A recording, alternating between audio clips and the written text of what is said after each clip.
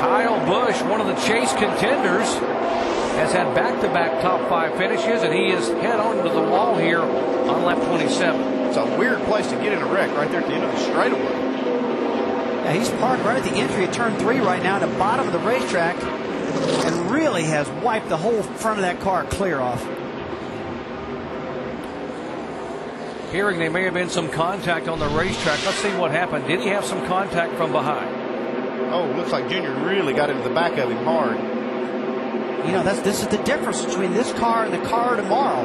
The car tomorrow, the bumpers lined up perfect, and it looks like Junior just gave him just a little tap coming down the straightaway to kind of help pick his speed up, and it lifted the back of his car up, and he just flat lost control of it. Wow. Yeah, I think you're right there. He definitely had the momentum going, and it looks like he could have got a little tap and a little assistance down the straightaway. I can see a lot. Man, that was a tough one. That looked like it came out of nowhere. What happened out there with Junior?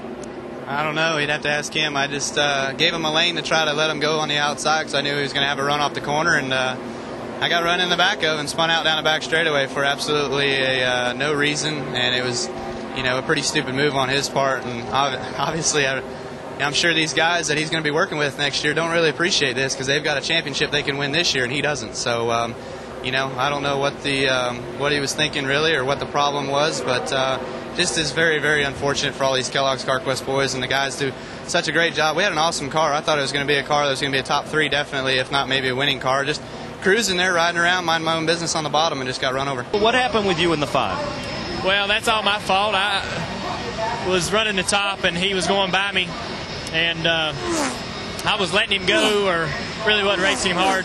And I thought he's going to run the inside down off the 2 and run the middle of the back straightaway there for a second, so I stayed in the gas. He's going to run up back by him.